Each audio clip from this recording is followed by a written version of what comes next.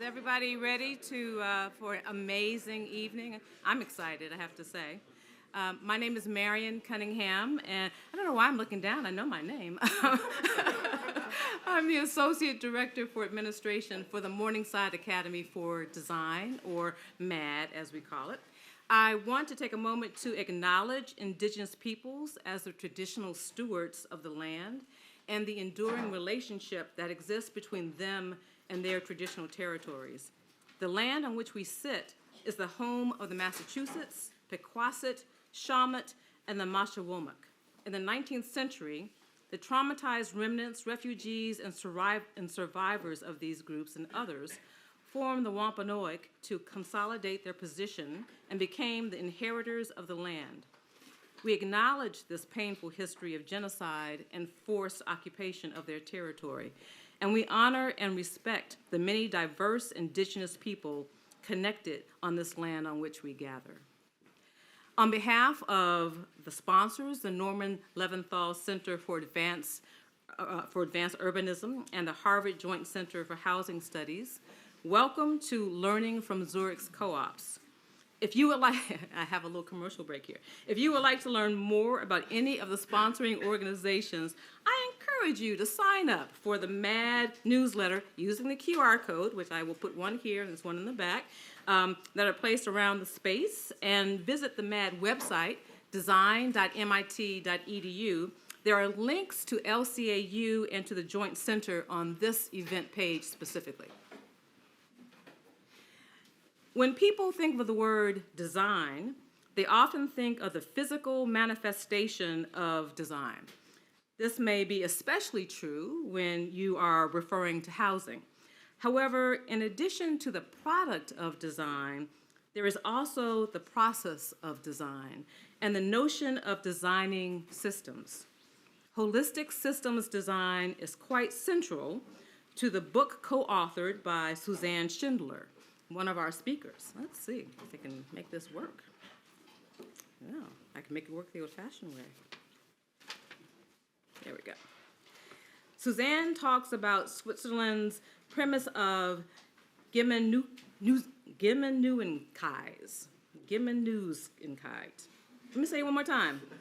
Gemeinnützigkeit. How did I do? More or less, okay. I often wonder, what's the equivalent in English? Did I say, I don't know what would be, did I say Marianne instead of Marianne? Probably not. But anyway, Gemeinnützigkeit and cooperative housing and the way in which affordable, excellent quality housing is supported financially, legally, architecturally, culturally, and with a body of codes and regulations. The question that is asked is, how can these learnings be transferred to other locales? Well, joining Susanne is Sheila Dillon, the Chief of Housing for the City of Boston. And in her capacity as Chief, Sheila is responsible for working with new home buyers, those who are unhoused, and the rental housing market. In addition to Sheila, Kathleen Evans, the Senior Director of Capital Deployment for MassHousing, will be a part of the panel. Kathleen is a DUSP alum, I have to mention that, and has worked for several affordable housing organizations. MassHousing provides financial support for both home ownership and the affordable rental market. Nia Evans is here from the Boston Ujima Project, an organization founded on principles of cooperative economics and community control with a mission to return wealth to working class communities of color. Declan Keefe is the founder of CoEverything, an organization that brings cooperative projects to life. So we've really brought a nice array of people who represent both finance and the government, as well as community-based organizations. And our moderator is Justin Steil, Associate Professor of Law and Urban Planning in MIT's Department of Urban Studies and Planning. So please join me in welcoming our speakers, the first of which is Susanne Schindler. Thank you.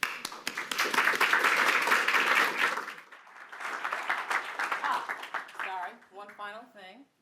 The book is on sale in the back, so I hope you will take an opportunity to purchase it. It should work now. Thank you, Marianne. Can you hear me?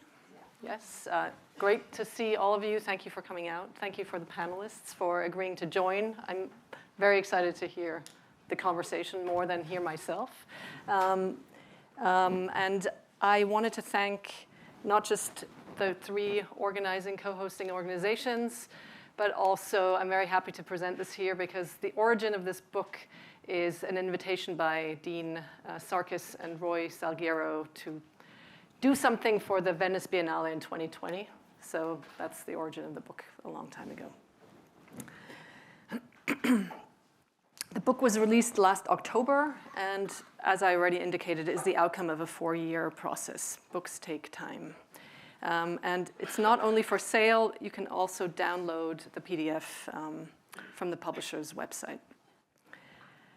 It's also important, I'm not speaking just for myself, but my 2, sorry, I have a mic here, 2 co-authors, Anne Kockelkoon, who is based in Belgium now, and Rebecca Hirschberg, who is based in Austria.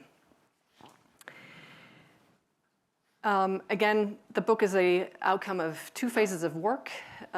It originated in a research semester at ETH Zurich, and we worked with 17 students there.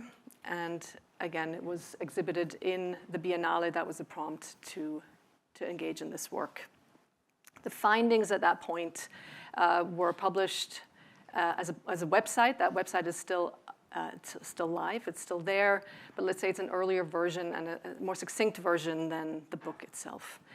Final piece of acknowledgement, a book like this depends on a lot of support, both of the people who are willing to be interviewed and invest their time in this project and believe that it will make a difference, but also many institutions who provide funding. So we've been very fortunate to be the recipient of multiple grants. So lead question of our book was, there's exceptional architecture and urbanism in Zurich's cooperatives. What makes this possible? That's what we wanted to find out. And I'm going to show you just 2 examples of projects realized in the last 10 years approximately, that are standout projects, but give you a sense of what's possible. So the first one is Kalkbreite. It's mixed-use construction on a former streetcar garage, rebuilt with a public park on its roof, 82 apartments, total of 250 people, and the apartments range from very small to very large. There are also offices and retail.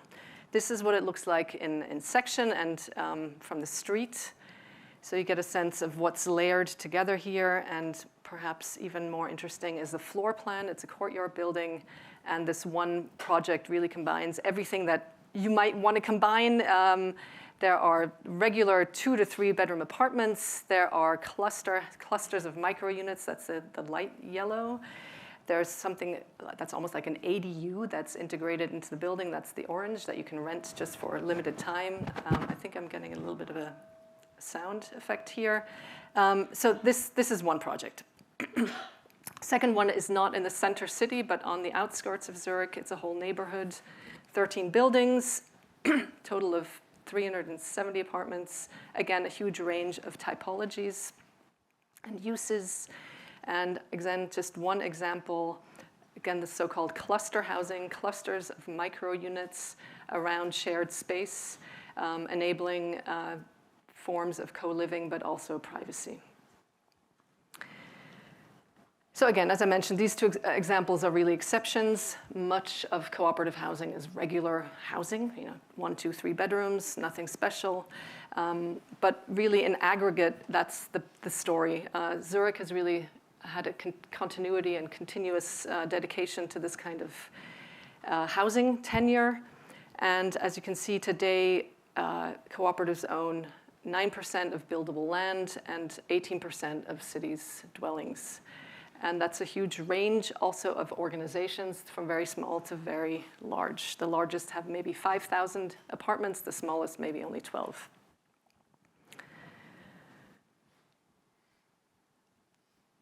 I have to look at the time, and I'm going to go a little bit quicker, but things to know, especially when we're going to talk about transferability. So cooperative housing is really just a legal structure.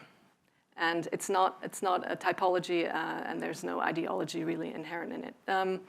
What's very important is co-ops are independent actors, but they only succeed because of continued state support and oversight. Zurich's co-ops are committed to non-speculation in perpetuity. There are no market rate co-ops, so that's also one thing to keep in mind. Rent is not tied to income, but to the cost to operate and finance the building.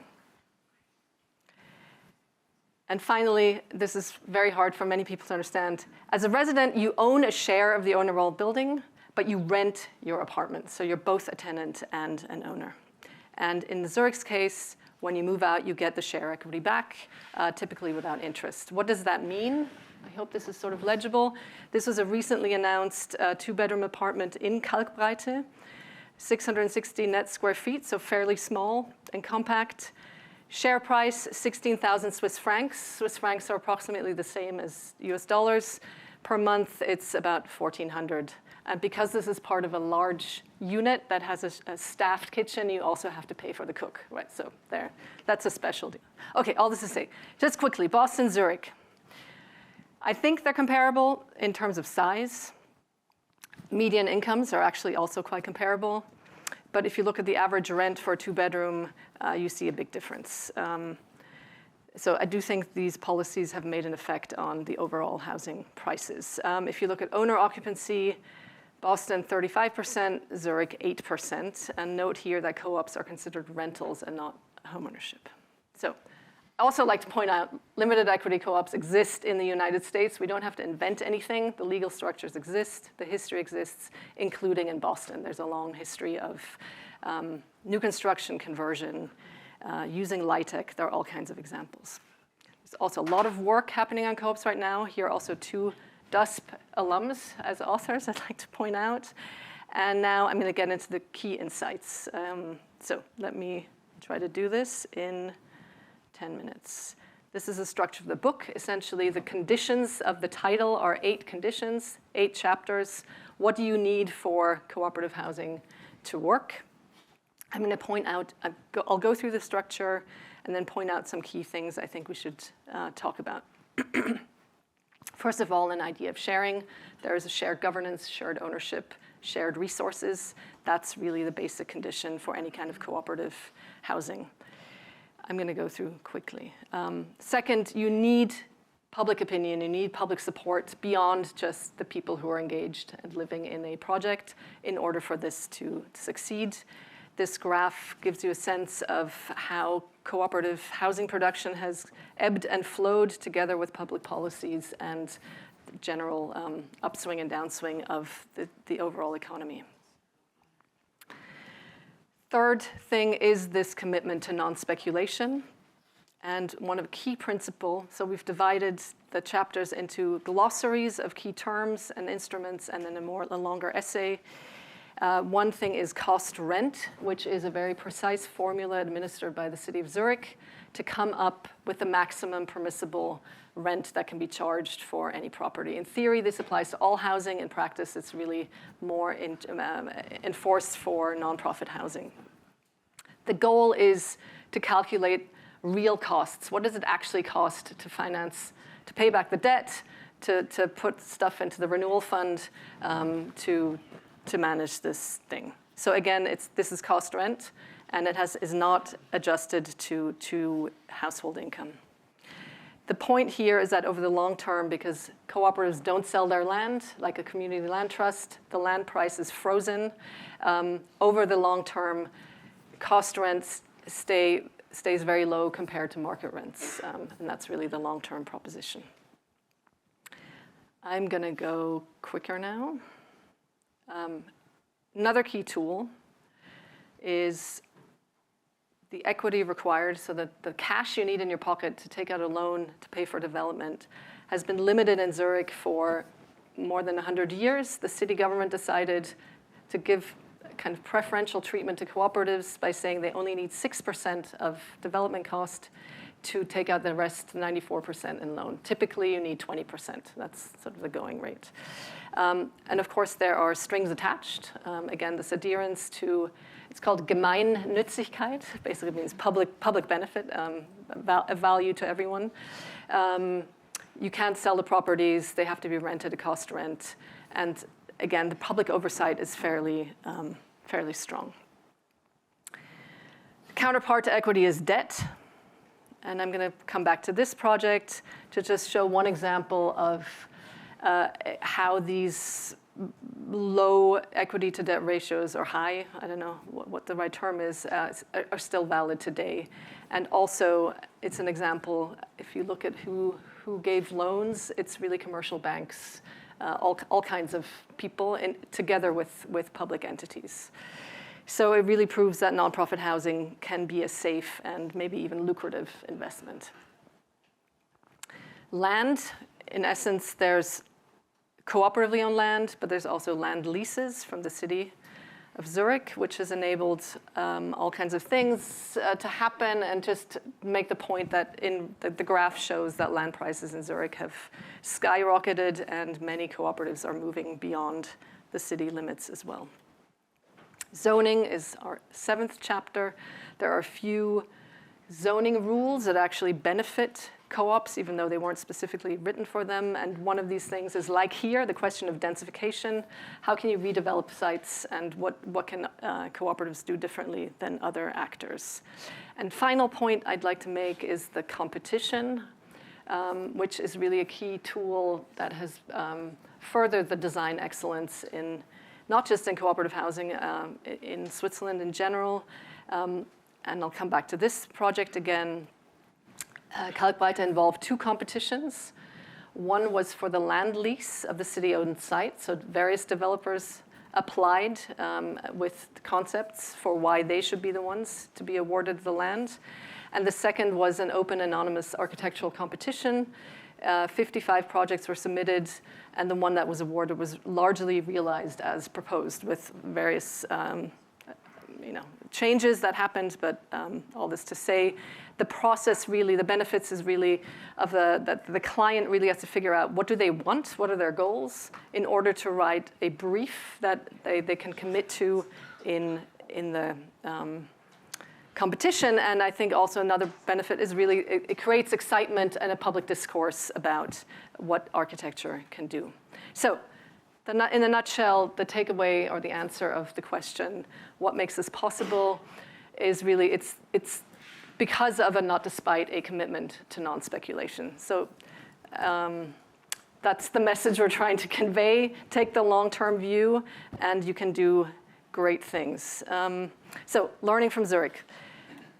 I've pointed out 4 things that I think I would like to discuss, but I'm very curious as to what you guys would want to discuss. So what if Boston and Massachusetts, and I'm excluding the federal level right now, got rid of income restrictions while limiting co-op's resale price? Like, can we invert that? Would not means test. Like, actually, there are people who have savings. They can pay $16,000 in a share price, but in return, they get pretty low rent, and they also don't get any appreciation on their equity.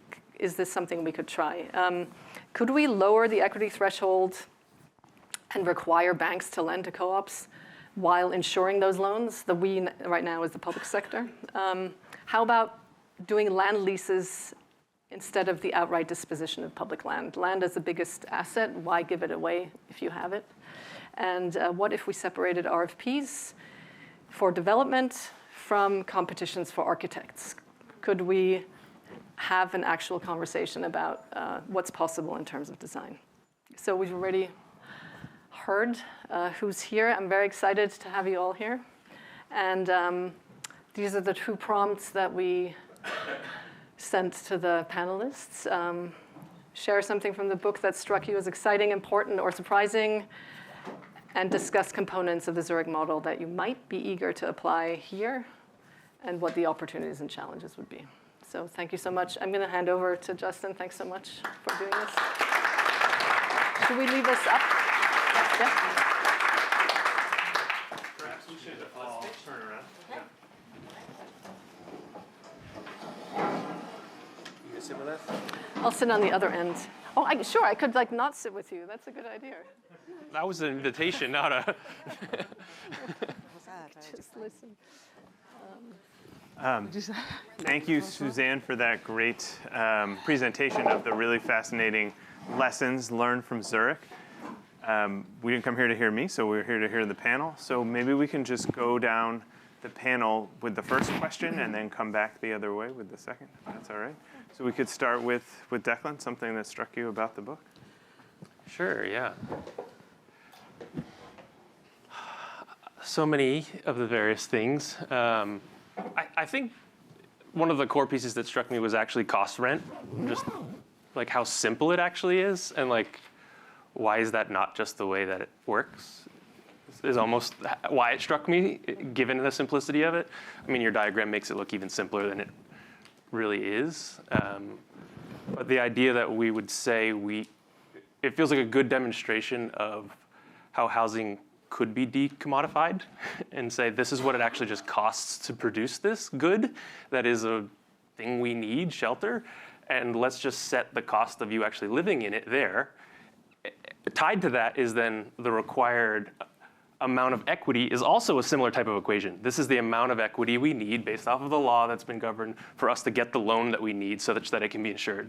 So like both of those together are doing the like developer side of it on behalf of the community members who would then actually be co-owning something, and like the simplicity of that, but also the fact that it's drawing attention to those equations directly for people who are renting, which is usually left to somebody who actually is just buying their unit, because it's both this rent and own together, I think is the reason why and what that can happen, because it's both an ownership share and you pay rent. So I don't know how long I'm supposed to ramble on, but Sounds great. that was good. Yeah. Similar surprise about that, or interest in that, and I think one of the things we've had programs in the U.S. that do like rental programs that do a cost-based rent, but we always do it associated with, well, we typically do it not in land trust, but in a mortgage product which has a term, and then we're 40 years on, facing a cliff. And so it is this like true commitment. I love Susanne's language, right? Like the commitment, the long-term commitment to non-speculation for that. I think also just the cultural change that, so many people in Zurich rent. That's a norm. Here, the way that we typically derive household generational familial wealth is through home ownership. And so this idea that you're not like renting while you save for something, but the thing that you're owning is just this share, is a very different cultural norm than we have here. That would be a real sea change. I also told Susanne I have like so many more questions for her than I have comments to add. But I think, some of those that I'll just flag. I was so curious, there was a section of the book talking about how the cooperative structure held down the rents in the non-cooperative housing in the immediate vicinity, which I was so curious to hear more about. And the one other thing is this, and more in your wheelhouse, Declan, than mine, but this commitment towards built to last, that this is really well designed and well built, and maybe a little bit different from what does it cost? We're so curious in the US about like, what's your cost per square foot? What's your cost per unit? How do we drive those things down rather than looking at the lifetime of the asset, I'm talking like a banker, but of the building and of the housing. So those were the things that I was curious about. I focused on the word important, I think, after I sat with the question for a little bit. And in Boston, the numbers are similar, right? About 20% of our housing stock is income restricted, about just shy of 60,000 units. And so I was sort of comparing the two models a lot during the review of the book. And my takeaway of was important for me and maybe for others that read it is we do a really good job, and some of you are involved in the industry, we do a really good job of building affordable housing in Boston. Not enough by any stretch, but we have a higher percentage than any other city probably in the country. We've been at it for a long time, decades. I'm looking at some of my colleagues that are here. We've been, toiling away at it. It's really complicated, very regulated, and very expensive. And then we have, and lots of long wait lists for it. It's very hard to get into it. It's very hard, anyways, it's a complicated system. And then we've got the market, which up until the last 3 or 4 years, it's been very strong, right? And there's a lot of desire for developers to build in Boston and Cambridge because it's a strong economic market, there's a lot of students, there's very low vacancy, but the rents are really expensive. You saw those rents. But what we haven't done, I think, and I would say the market really isn't responding to need. The market is responding to need of somebody else, some other entity than who really what they need for housing. But the important takeaway for me was, what is the other solution? What's the other? And I think what I found this book was like an idea of other. Now we have co-ops. A lot of them started in the 80s, probably 70s. There's some, not a lot, there's some. They didn't take hold. And I'm sort of struck by why we didn't go back to that model, why we didn't go back to other. We've got affordable, expensive, complicated, regulated, and then a market that I would argue is pretty out of control. And we don't have other. And we didn't really look at other countries or other cities or other and say, oh, maybe that's a piece of what we need. We just continue to do these two things and do them relatively well, not perfect. So I don't know, that's my takeaway. That's important to me. We're just not always examining other systems and other ways of being. And our two housing delivery systems are not enough right now, and they're failing the general public. Thank you. Can everybody hear me? Yeah. So first, I was not expecting this, but this was a good read. It's okay. First, I'll say that. I want to talk about what occurred to me as important. I think for me, less as an important takeaway, but something that's important to consider. And I found myself thinking a lot about culture. So I think both of you have talked about that a little bit. And I found myself thinking about culture. For one, I really appreciated the long-term view. So I really appreciated looking at this 100-year span and taking care to show how essentially every aspect of Swiss life supported this commitment to non-speculation. It was at every level and in every sector. And that to me is important. I found myself, and if it's okay, I'll read this. I flagged a page that I just think it's so drastically different in the US that we would probably kind of have to start our own 100-year reframing journey. But I'm just trying to figure out where I'm going to stop. So it says, to understand why it is attractive for individuals to invest their savings in cooperative housing, it helps to compare it to other forms of tenure. Renting is often the most practical and rational choice. In the city of Zurich, 92% of residents rent. Given rising interest rates, in early 2022, renting was around 35% cheaper than home ownership in the city. Renting, while flexible, still carries risk. For example, rent increases, eviction. However, the dream of home ownership remains strong in Switzerland, and then here's the bit that I starred. But building individual wealth does not seem to be the primary aspiration of individual home ownership. Rather, respondents to a recent nationwide study overwhelmingly cited the desire for control over and stability of one's living environment and investment. Less than half cited wealth building. And to me, in terms of culture, I think that's really important. That is not currently U.S. culture. The second thing I found myself wanting to do was also bring this in conversation with Collective Courage, which is a text written by Jessica Gordon Emhart about the history of Black cooperative economics in the U.S.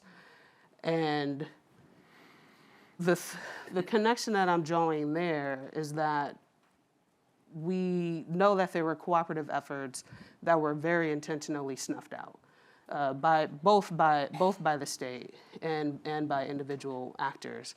And so again, when I go back to the culture of Switzerland, also had a chance to go to Mondragon in December and left with the same feeling of a population of people whose humanity writ large is just not in question. And that seems to be changing a little bit, and you talk about that in the book. I think that that's another big difference between Zurich and Mondragon and some of the other places we're looking at in the U.S. So I think those comments highlight a number of really salient dimensions of the book for the current context here in Boston. Were there particular, the book is beautifully structured with these very concrete components that make this possible. Were there particular components or pieces of this that you think could be applied here in Boston? And what do you think would have to change? Obviously, our prioritization of homeownership for wealth building, but other thoughts? Yeah, and we're going back this way. So for me, I think I just want to stay with culture. I mean, I think we can do it. So what I walked away with was thinking about what it looks like to influence public opinion, for example, more broadly, what it looks like to, there was a conversation about reframing debt that I thought was really interesting, that was attributed to cooperatives. So I think there's an opportunity for us to think about our local and our national narratives, both when it comes to wealth, when it comes to housing, and I would say when it comes to debt. And what I'm referring to in the book is the characterization of the relationship between a borrower and a lender as one of trust, and that's what makes that relationship work and healthy in this context. So working for government now, so some things were very intriguing. The idea of guaranteeing debt and not actually putting up tens of millions of dollars in subsidy, but instead providing guarantees. That was very, very appealing because it's less expensive. We could possibly do more. The idea of regulating less and allowing co-op boards to sort of regulate. I mean, there's some regulation and there's some direction, but it's not every year getting rent rolls and going through and doing these ridiculous, minute calculations. Allowing people to come together and create community was very intriguing to me. It also scared me because there was sentences that said that co-op members would select members they deemed to be acceptable or something. It was something along those lines. I was like, oh my God, fair housing, But I do. Is there a way that government can facilitate, guarantee, help with density, provide parameters, and then move back and allow for good things to happen, and with less oversight and less regulation and less, I don't know. But with that comes a lot of risk, right? You're guaranteeing loans on properties where rents are initially pretty high. You're not serving our lowest income population. So you are putting some resources and you're making them available, but you're not necessarily doing what we have historically always done in Boston, anyways. So it would take a giant leap forward. But I think if it was structured in such a way, if Boston was working with lending institutions, we are working with community groups, we are working with people that really want to take this vision and move it forward. I think we could do that, and I think government could have an interesting role, but less of a role than it typically does. We're not great at that. We're not great at that. No. And we like to keep tinkering while we go. Yes. That's the hard part too, is just saying there's a standard and we're not going to make a new version next year. We're just going to hold this standard. Mm-hmm. And that's, I think it's interesting, Nia talked about the trust. And I think, from a lending perspective, we trust things when we understand them.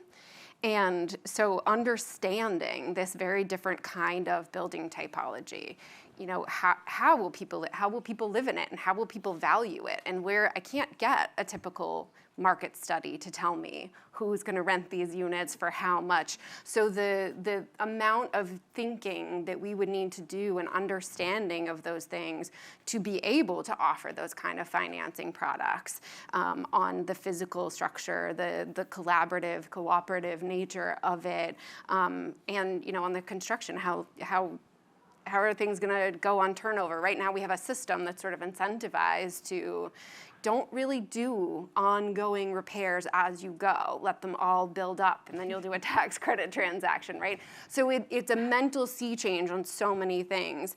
I think the other thing that I think is hard for us, but is really something we should push through, is this idea of diffuse public benefit. I think when we look at a project, we say, what is the cost per unit?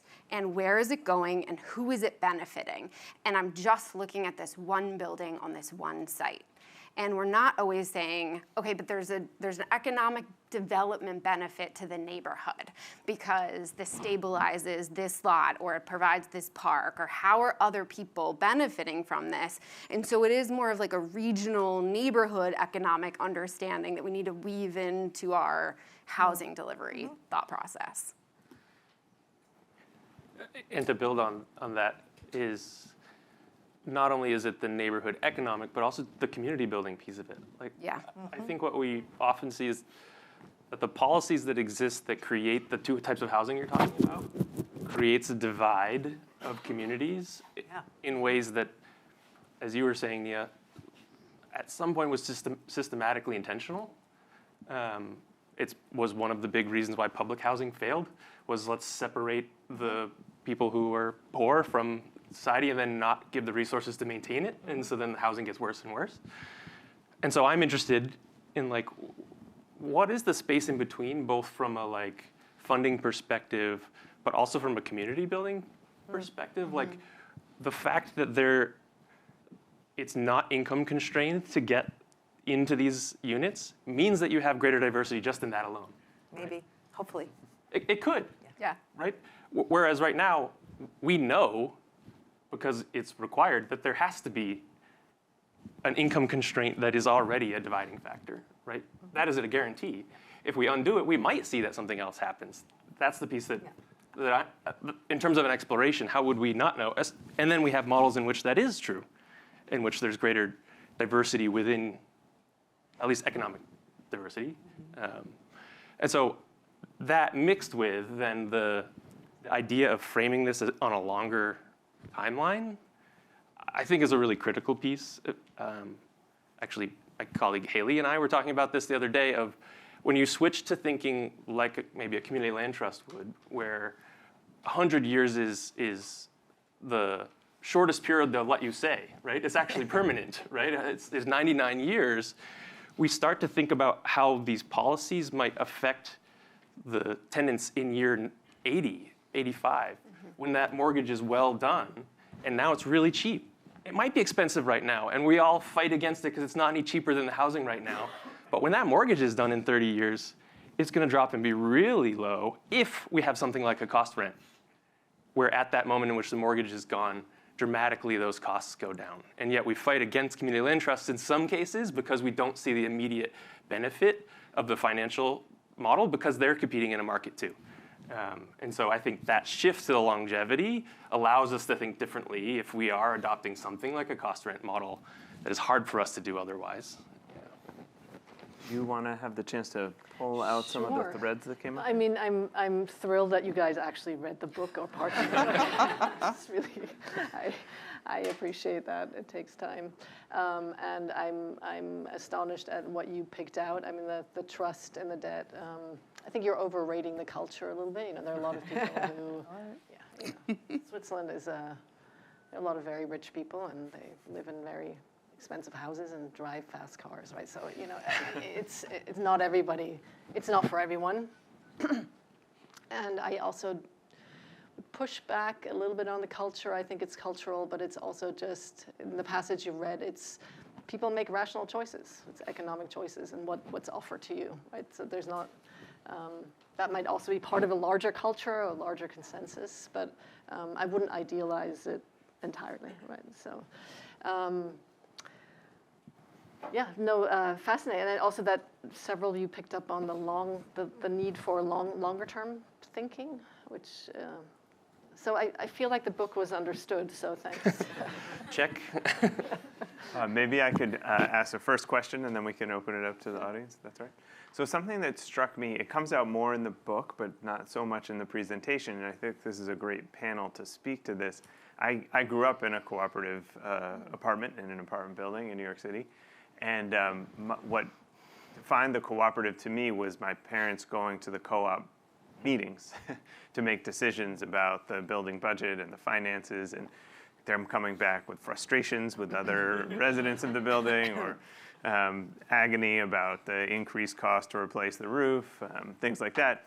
And the title is Cooperative Conditions. And so it makes me think about what are some of the possibilities of this sometimes painful, sometimes glorious cooperative decision-making, and what are some of the limitations. And I feel like there's a lot of people who could speak to that, including you, Susanne, and others. So the question is limitations. No, both the possibilities and the limitations. No, I think the possibilities are tremendous as kind of laboratories of democracy at the most very immediate and local scale.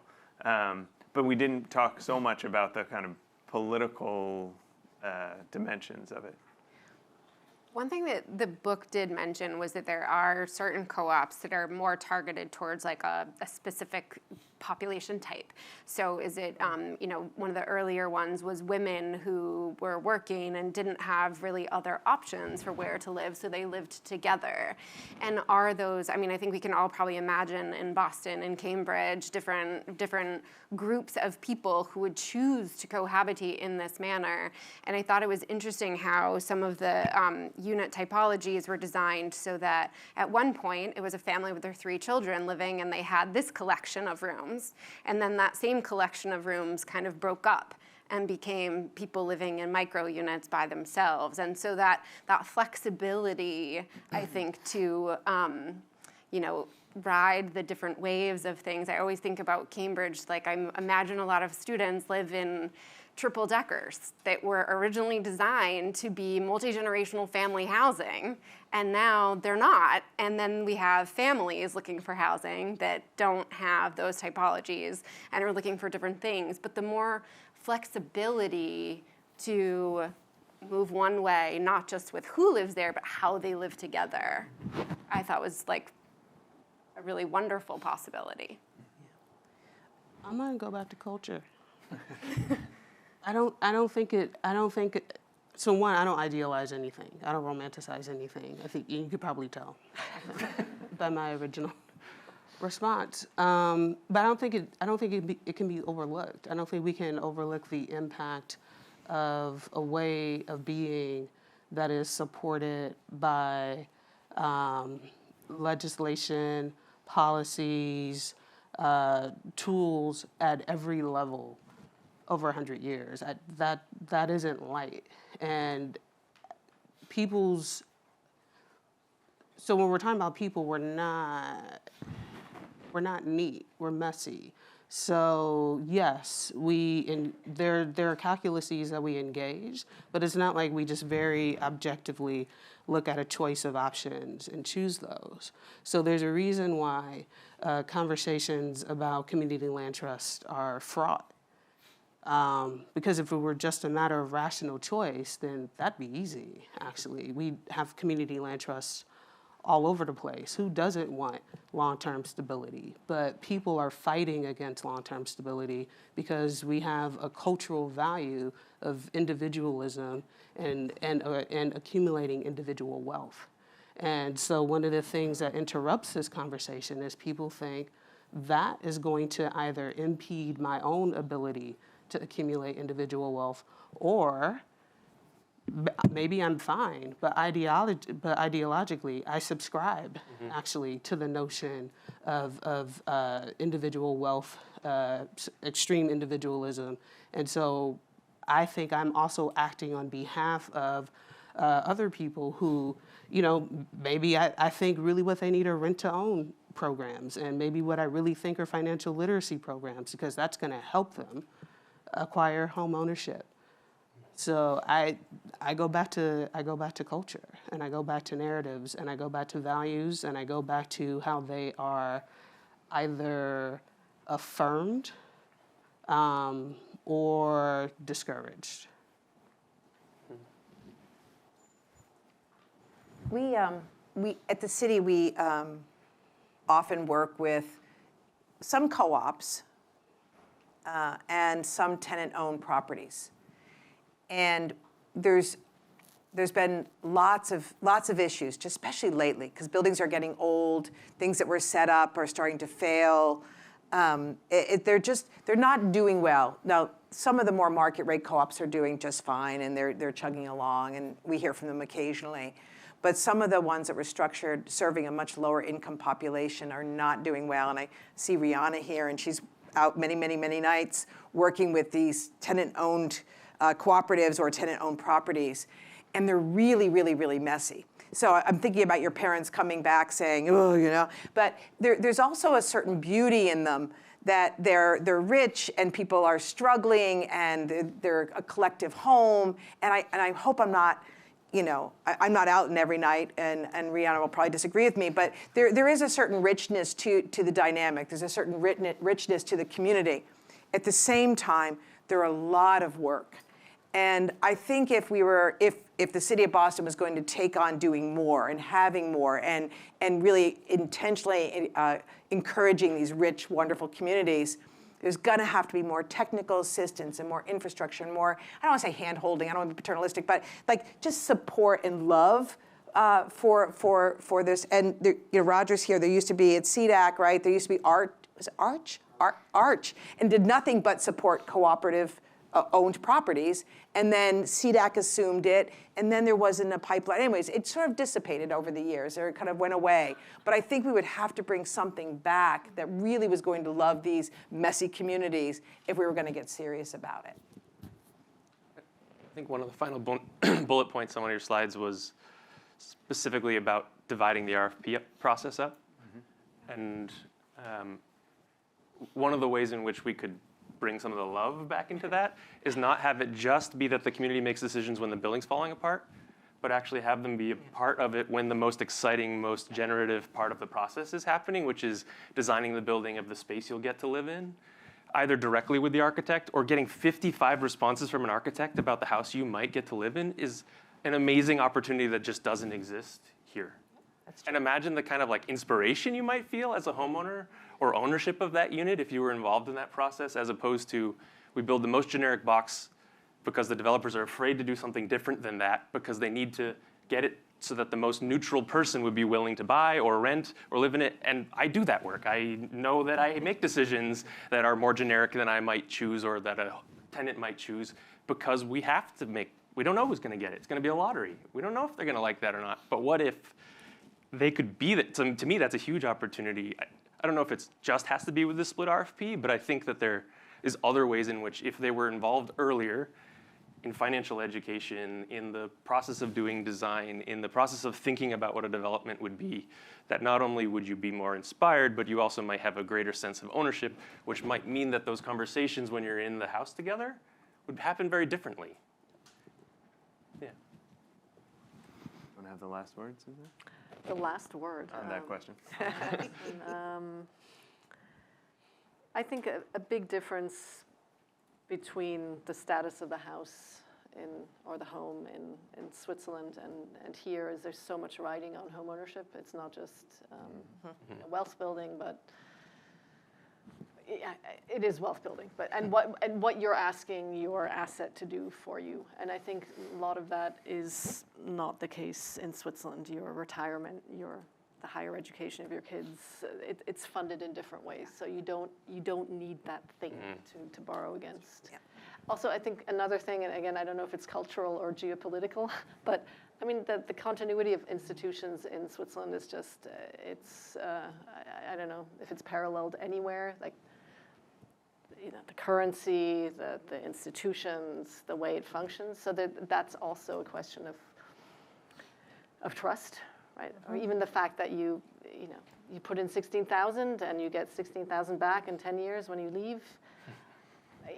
if you're in a situation where the currency loses value, then maybe not everybody would be willing to do that. But when you sort of assume that more or less it's, it's still worth something, then you're willing to do it. So it's a lot of those things are really big picture, systemic questions. But yeah. One of the things that occurred to me is kind of tying these comments together is that in some ways, we've been talking about culture and this culture of homes for wealth building. But there's, underlying all of this is this sense of culture of kind of shared fate, collective well-being, and that the cooperatives, to some extent, they're like created by these norms, but they also help create and sustain these norms as well. Maybe we can open it up to questions. I see a question there. Maybe, we have a microphone coming to you. Hey guys, thanks. I did not realize that there was a book attached to the panel, so I'm ill prepared in that sense. However, like Nia said, the history of your land, I don't know if you're from Switzerland, is vastly different from the one here. Although I can imagine at some point there was a time where these co-ops did not exist. So what, if any, was the conversation, the public education, the marketing, like here in the US we call it marketing, to the public on getting them on board with these co-ops? I guess that's a question to me. I think so. So coming back to culture, thank you.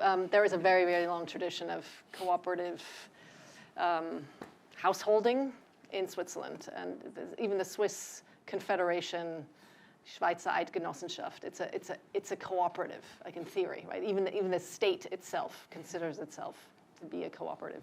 It's sort of in agriculture, in business, the U.S. is the same. Food co-ops, agriculture co-ops, energy co-ops. There are a lot of co-ops here. So all this to say, there is a very long, more than 100-year history of cooperative business. The housing part came relatively late, like everywhere, late 19th century. And by the time it took off, in many cases it was, in the case of Zurich at least, the city encouraged, let's say, professional organizations to start a housing cooperative, right? So again, I think that you can't underestimate this, the hand-in-hand between government and co-ops, and the co-ops are independent, but they often were created also at the urging of the city. I don't know if that answers your question, but. I don't know, pessimistically, I'm kind of just like, maybe we're screwed. We're not screwed. If Nia's in charge, then we're not screwed.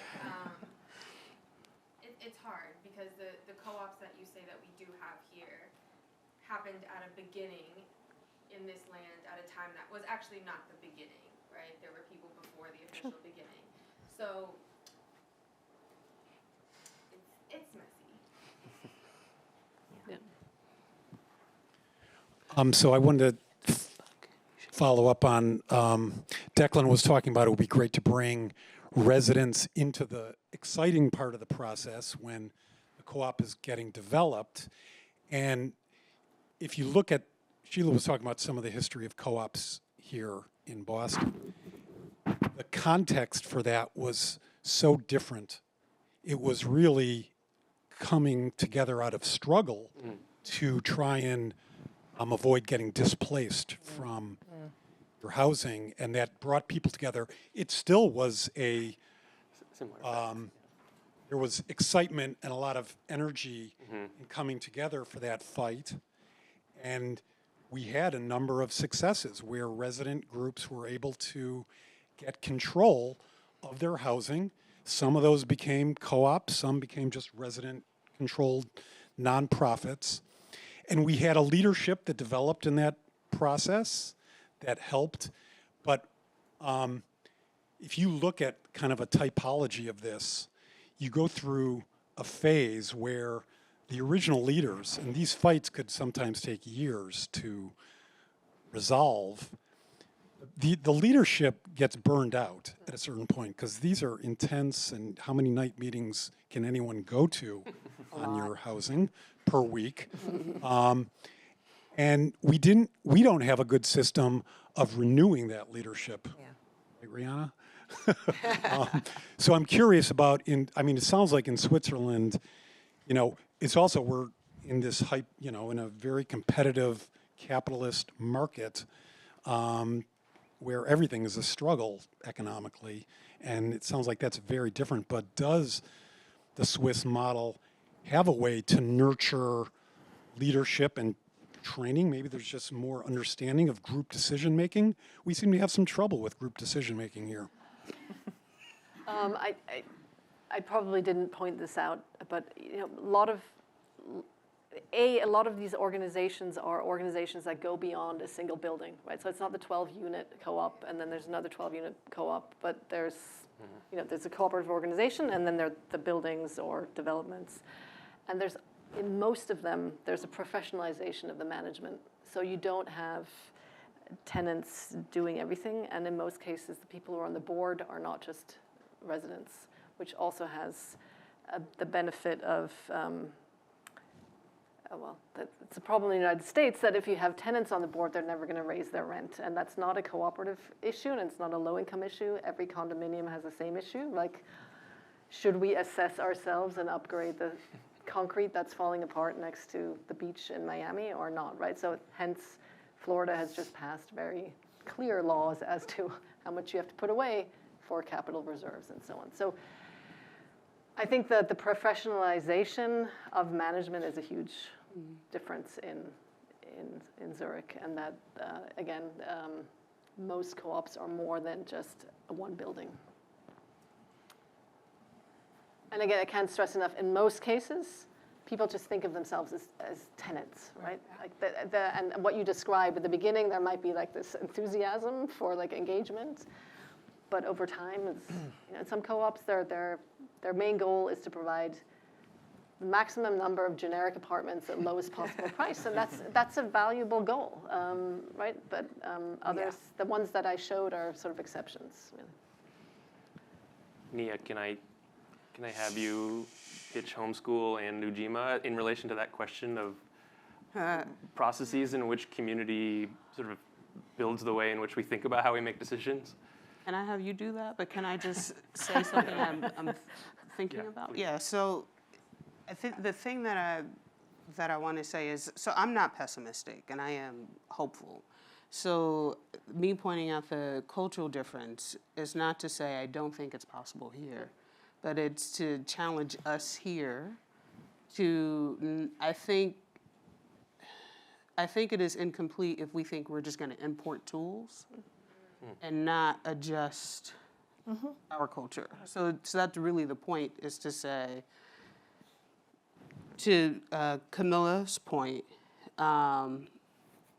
we didn't start from a place of a unified, and of course, devil's in the details, but we didn't start from a place of a unified population that regarded each other equally, as I said earlier, that respected each other's humanity, and so then we were all able to say, as you pointed out, this is what home is. This is what's important in terms of public interest. And so if we're just going to think we're going to import certain tools or certain processes, we're going to be disappointed, I think, in a few years. And what I would say is we should do the long-term work of adjusting our core values as a society, so that the tools that we then try to use actually work in the way that we intend them to work. And with that, Declan, what's homeschool? It's trying to do that. So the Boston Ujima project just last month launched a program called Homeschool, which the idea is there's a lot of pieces to it, but some of it is public education around some of the stuff we're talking about here. but also to together build a fund that specifically would support these kinds of things. So there could be money that is then controlled by the community of people making democratic decisions about how it gets distributed to projects like this. The Boston Ujima project has a fund that already operates, but not explicitly about real estate and land projects. And so the homeschool is this beginning of this process to think about what has worked, what hasn't worked in other places. Maybe we'll talk some about some Zurich stuff there. Maybe we'll bring in city and other funders and like figure out what could we try, not just from the model building side, but also to the question, which is like, how could we make decisions about that kind of stuff? Like, so that we don't have to have a meeting every night. Right. Like, how do we build those leaders from a core in our community so that those skills are built regardless of whether it's about housing or energy or food or whatever the needs are we have as community. There's a culture thing around building that or not building it in community, skills that people either have or don't have that we can educate them in doing, such that then we have a basis to start doing that work. And I see the Boston Ujima project in general working towards doing that, but specifically homeschool is around doing it around this land-based and housing stuff. So Thank you, Declan. I think people can sign up still. I'm not sure what the process is to be involved. If you want to sign up before March 10th. Okay. If I could just add one thing about the excitement factor. The last couple of years, there has been excitement about something that's not this model, but, some of you know it well, some of you don't because you're not following Massachusetts politics maybe as closely, but it was TOPA. It was a Tenant Opportunity to Purchase Act. And there was a lot of excitement about it. And in a nutshell, it was if an owner was selling their building, tenants had an opportunity to purchase that building. Very simple. Okay, the bill itself was a little too complicated, but it really had, there was a moment in the last year or so where people really thought it was going to pass. And yes, you could assign your right to a nonprofit, but tenants were getting excited. Municipalities were getting excited that really there was going to be it was going to be easier for tenants to control their own destiny. And it didn't pass this time at the State House. I'm not so sure it will again. The real estate lobby is really, really hard to get over and to influence. And they kill bills at the State House all the time. But it was a moment in time that I felt tenants were coming together saying, we're going to get TOPA passed, and we're going to start controlling rental housing in the state. And I don't know, I just want to put that out there. And it was very simple, but I thought it was going to be, and I was scared to death of it because all these tenant groups were going to be coming our way saying we need money and how are we going to buy these buildings? So I was scared to death, but very excited too.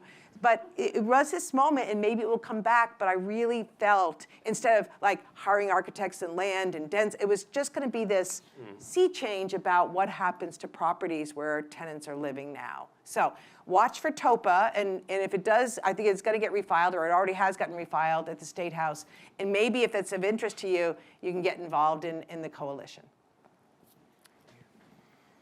There was a question over here. Oh, over there. Yeah, Sheila, you spoke, about the housing lottery, fair housing as part of that. I guess just in the Zurich case, was curious to hear a little bit more about competition to enter the co-ops, what the sort of supply is like if you want to be in one, can you? How is that kind of navigated? Yeah. It's a really good question, and reading this book, I'd get nervous, and then I'd be intrigued, and I'd get nervous and get intrigued. So right now, when affordable housing comes online, as many of you know, right, there's a big lottery, and it's televised, and we pick numbers, anyways. And this is very, very, very different. And so right now we have lotteries. I'm very intrigued by this, and I was thinking, if we're not putting in huge amounts of subsidy, and we're only guaranteeing loans, and we're providing some regulations so that good organizations and people can go forth and do good things, then maybe people can come together and just create their own intentional kind of wonderful community. So I was thinking the less government gives, the more hands-off, so therefore some more interesting things can happen. It's very, very, very hard for us right now to, we're really intrigued by co-housing. We're really intrigued by cooperatives. But the idea that people are going to come together and or select members and exclude others. And we're going to provide a lot of public funding, and it is sort of fraught with fair housing issues. So I think we would have to sort of find a way that we're providing a little support, but not deep support for that to happen. Now there is just one other quick. There's a nonprofit out there called Creche, and I've met with this guy. Do you know Creche? No. Are they in the audience? Creche? No. There's this wonderful little nonprofit, and they're buying like large single-family homes in Boston. You know, those big monsters that you can't heat, and they're sort of bringing together these intentional communities, and it's really affordable rent because people are renting a bedroom, and they really do interview for compatibility and all this stuff. And I love the model, and they're buying homes, and these communities are working, and I'm like, how can I support them financially? And at the same time, have a panel there, interviewing people for suitability and compatibility. I'm wrestling with it, and I haven't figured it out. But maybe it's in here. You provide less, you regulate less. But I don't know if anyone else has any thoughts. I think you had a. Oh, sorry. Yeah, I guess I have a. So it's a thought. It's a question. I don't know. Yeah. So what I'm hearing is government support. There's a correlation between government support and the amount of hands-onness. And it feels like maybe that's something that's different in Zurich. Yeah, So I guess I would open up, and the fair housing bit I understand. Yeah. But outside of that, because that is less of an issue because there isn't the income restriction, I think Yep. is the case in Zurich. But then where there is some subsidized housing happening, then there are some requirements. I guess I'm just reflecting on the notion of government support kind of requires additional. Yeah. And I would like to imagine a scenario where there could be government support, and again, understanding the fair housing issue, and some trust, some hands-off at the same time. Yep. Sheila, do you specifically mean government support around government funding, or is it actually about support? Okay. Or land or money. Yep. We not only have we have a lottery after all of this big thick requirements on marketing, right? That we are under consent decree to market to the least likely to apply.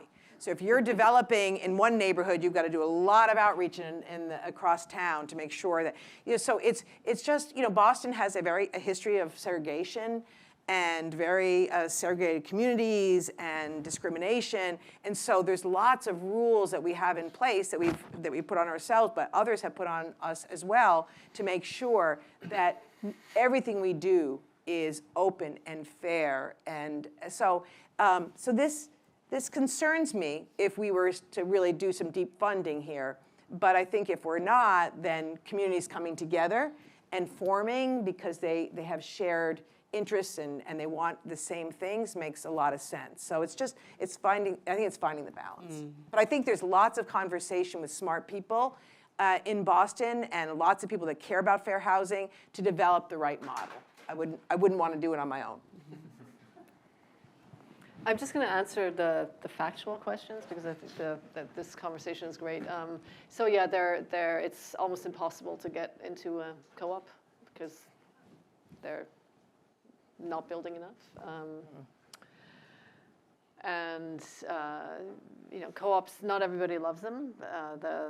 There's a lot of critique of is it serving? It's similar here. Is it serving the right people? Is it serving the nurses, firefighters, teachers? Kind of question. Another thing that has just sort of occurred, let's say within the last, I would say 10 or 15 years, is that cost rent of new construction is just pretty high. So the city of Zurich cost rent used to mean cheap. It no longer means cheap. So the city of Zurich is requiring co-ops to do a kind of inclusionary housing. So that's where what's then called subsidized housing with an income restriction comes in. So when co-ops redevelop or sometimes the city forces them to take a loan so that they can force them to do 30% of the apartments for lower incomes. Susanne, is the cost rent higher because, I mean, I would imagine these buildings are more efficient, and so there's certain, like, utilities are less expensive. What is driving the increase in the cost rent in newer buildings? Is it debt service on the loans? Everything. Is it? I mean, it's the same, you know, you have to pay for the cost of construction, you have to, you know. And So it really is, like, because they're paying off the capital expenses of building a new construction building, so it's the debt service, okay. Right, the interest is only such a small Yeah. part of that, right? Yeah, so it is just basically a new building, and that costs the same. I mean, it's the same here. Like, building the building is going to cost the same, regardless of whether you're going to rent it at market rate or rent it at affordable rates, right? So that's Yeah, I mean, it seems like the book said that as time goes on and you pay off your mortgage, right, you still have your carry costs, but the rents really stay, they Yes, get more because you're affordable not- compared to the market. You're not paying off the mortgage that allowed you to build the thing, yeah. And the other thing is that like in a community land trust, that the land value is just frozen. Whereas private companies, they keep, even if they, in their bookkeeping, they adjust the value of the land, even if they're not selling. That they have to sort of account for rising market value. Interesting. That is interesting. So there are different accounting rules. There, Roger? Oh, back. there's one there in the middle.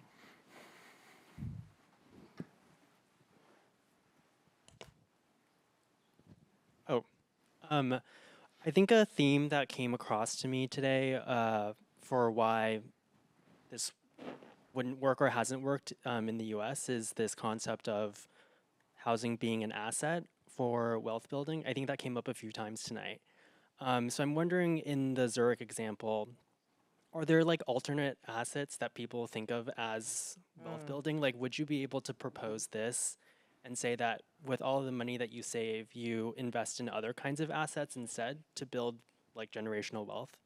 Stocks, bonds. I mean, yeah, you can. You talked about retirement. You talked about pension. Yeah, but I think one of the things you were saying before is because there's a different structure of social welfare in terms of lower cost higher education, more guaranteed retirement funding.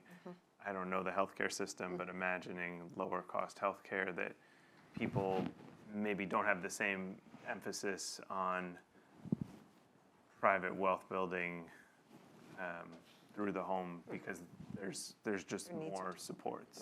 Is that a fair?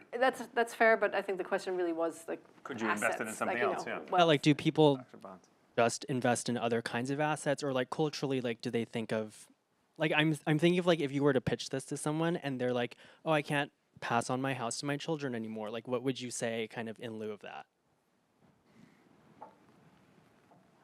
it's a good one. It's a good question. I could say what you said Yeah, in the please. book, What do you which is that the financial benefit of having cost rent, if you do the actual calculation between what the potential return on that would be and what the actual net savings would be of the reduced rent, that actually that money can be counted as like that savings is the same as return. But the question is very specific to like, how do you can you invest it in other ways? Can you make that money work for you rather than sitting in your checking account? There's also the deeply American system of we incentivized and subsidized housing ownership for a certain class of people for decades and decades and didn't do it for others, right? And so now that's the way that the vast majority of households have their generational wealth.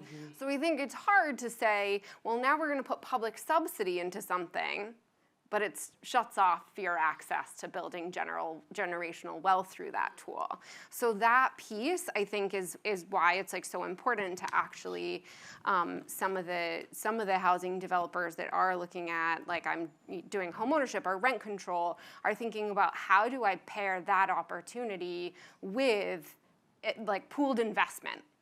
Right, and not just like financial literacy, but access to like a preferred return or preferred rates of investment, because we disentangled your housing from your wealth building So we'll make them run in parallel. I get that they're not the same anymore, but we'll make them run in parallel. I do think it is something that, because our whole system is predicated on this, we would have to address. I think something else that I think I understood from the book. So here in the U.S., ideally, wealth building. So I think there are a couple of things that happens, I guess, with how we view wealth building here in the U.S. One, it's practical, meet our needs in the present, and then to your point about passing it along, meet the needs of future generations. On another level, though, it's not practical. It's purely for the sake of itself. I think I understand that maybe a difference is, perhaps, correct me if I'm wrong, perhaps in Switzerland, when we're thinking about, when people in Switzerland are thinking about needs and wealth and what makes a happy life, it isn't just money. And you asked a question about like beautiful art. I'm saying beautiful architecture, you didn't say that. And we actually didn't talk about that a whole lot, but that was that's part of the pitch, I think, is, and we did talk about it a little bit, buildings that are built really well, they are well designed, they are beautiful, green, open spaces. So this is what people are getting with their housing in Switzerland that only some of us are getting here. And I think that may be another difference, in my opinion. You could also choose to invest it in the real estate investment fund that we're creating at Ujima. So there's an option there if you. Thank you, Declan. Yeah. Or in the book. So before we wrap up, this has been a wonderful conversation, and I think part of the reason it's been so great is that we have a wonderful breadth, a great diversity of thought here: law, community-based, finance, government, cooperative, community, research. I mean, you don't really have that breadth and depth of representation in conversations about housing and about how to look at housing in a different kind of way, and with a model that we can point to. So I want to thank Justin, Susanne, Declan, Kathleen, I'm testing my memory here, Sheila, and Nia for coming out and sharing their experience.